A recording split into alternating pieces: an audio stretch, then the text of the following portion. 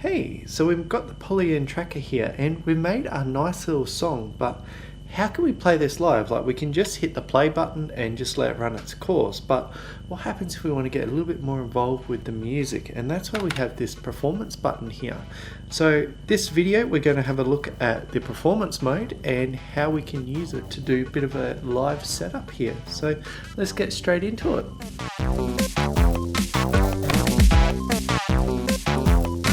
Alright, we're back with the Polyend Tracker. We've got our mastered song sitting there, but we want to play this live, and that's where this cool little button comes in. So this is something that when I first saw it, I thought it was a nice, neat little thing, but the more I played with it, the more I realized how much power is sitting in this little section, because really we can take this little part here, our first 4 original bars, and just live play our entire song. So this is something I've set up. Now this is in a global state, so every song is going to have these same effects, but I'm just going to change that for having a bit of a walkthrough of what's going on. So if I change that to per track, go back to performance, this is our default state here, and you'll see it's got a bunch of effects already loaded up. Now sometimes, like nearly all of them, but not every single one. But if you remember these effects that we're putting into these tracks, they are carrying across over into the performance section. So we sort of have like an extra effect lane if we start mucking around with the performance mode. So how we can change the different types of effects, if we hit record, we can use left and right to scroll through each one, and then we can use the up and down arrow key to go through the different types of effects. And how these are applied, it's not like how we set the state on the performance mode where we go, say this is 38. What this will do is it will add or subtract on top. So if I start scrolling, holding down a button, see how it's got add 10? That will add 10 to this value here. So it'll be 48 instead of 38. So it's sort of augmenting how we use our song. So if we go back, it didn't save. But if we wanted to save those values, we can hit record, hold one of the buttons down that correlate to these points. So all these correlate to that, and it's a nice visual experience. I'll hold one of them down. We'll probably do low pass. Low pass, it's easy spot. So I'm just going to take off the top because I want to mute the sound. And we can do different states, which I'm just going to do something like that will do. And then we'll hit record then. And then I can use that to quickly go between those states. And to demo this, I might just mute the melody. So I'm just going to hold shift and mute everything besides the melody. And that's why we name our tracks, because it makes this part here really easy. So mute the track. I'm going to have it on none. We got a track. And then I can just hit this button and that will arm. So any of them that are red will get that arm state. And you can press multiple at once. But as we start, we can actually mute the sound that way. But we also got access to that scroll. So I can hold down that button and start scrolling up. And we can create some fades in. But if I let go, it's going to go back to that original state. So if we want to follow along our live play, so mute and move things around, we can do it in record mode just as easy.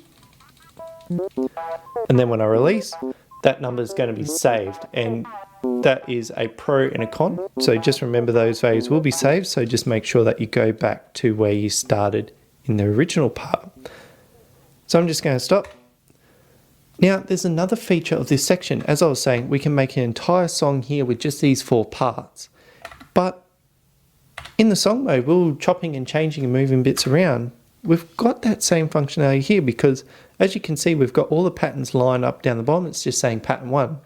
But if I hold one of these keys down, I can make that pattern 2 in relation to everything else. So we could have a crazy setup here. I'm just going to... So whatever that's going to sound like. Probably make it different by adding...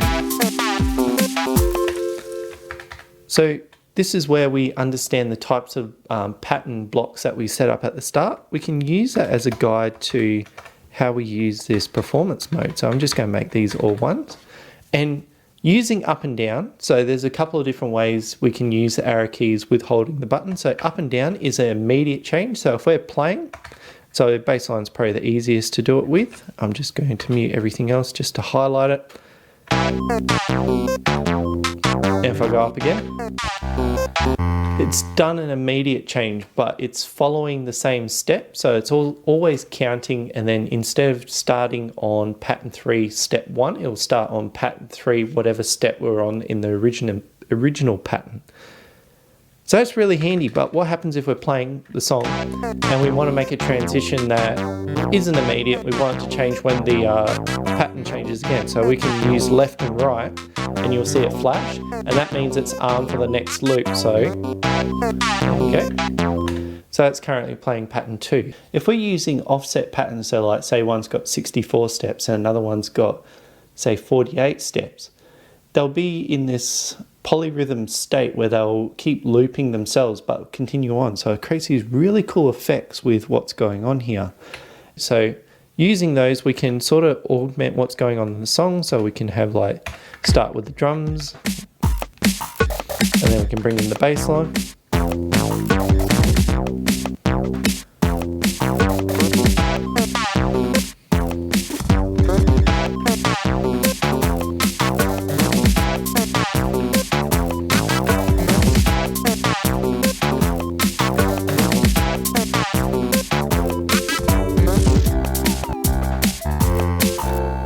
So it does get a bit addictive doing that, because you can just start playing and mucking around and making your song. But what I'll do now is I'm going to bring in this global effect, because that's something I've been working on, slowly adapting to what I like to do. Like step repeater, it's a really fun one to play with. It just keeps re-triggering, like the roll command. LFOs, adding a nice phaser sound or something like that.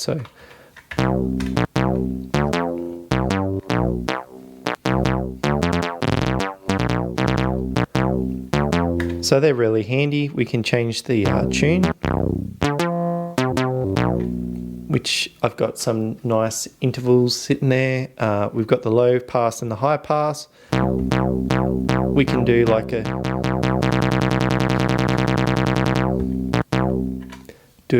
little roll. We can send it to the delay. We can also send it to reverb. And these ones actually change up the pattern, so that one's really cool. I enjoy that one. So if I want to play it backwards, or we play random, so this is just picking a random point on the pattern, and C1's just a different randomization algorithm.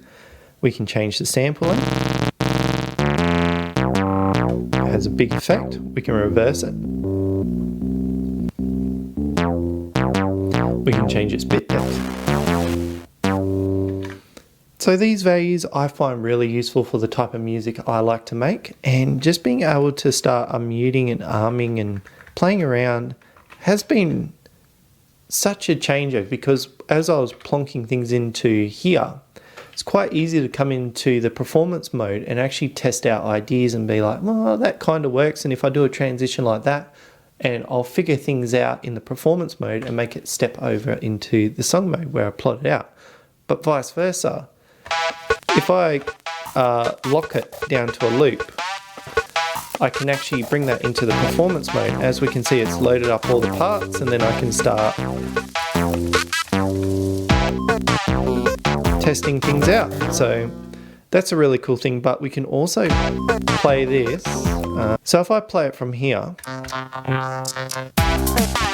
we can see how it continues on through the song. So we can use that functionality to actually live play over the top of the entire song. And so if I bring something up like this, and then I can start bringing elements. Say I wanted to make all these parts a little bit more muted.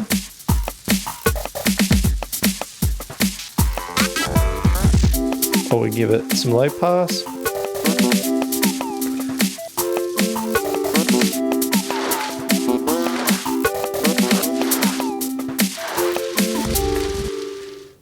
I'm just pressing random buttons at the moment, but it does change up the flavor of what you originally created.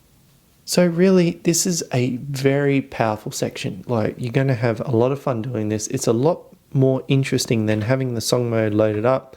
You go up the top, you hit play, you let the song run its course and then you come back and play whatever song's next. Like this gives you a little bit more creative flair on stage, and you can mess with what's going on as it's playing, so you get this more of an interactive feel. And that's something I really enjoy about the Polyend Tracker, is how integrated the different sections are. It's not like you just program everything and go do it. It's, you got elements here, you can jump between here and do some tweaks. You can also jump into the samples themselves and the instruments, and you can start tweaking things on stage, and it just creates more of an interactive experience and something I really enjoy.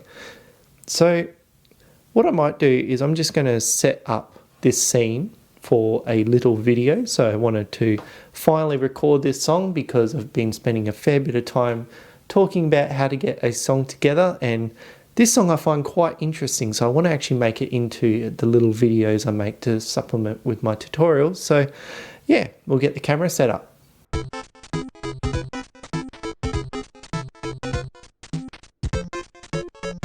This is typically what I set up for one of my little music videos. I've got the device ready to go, I've got some nice lights, I've got the photography backdrops, I've got the camera, backup camera so you can see what's going on behind the scenes. I'm monitoring everything, I can hear what's going on.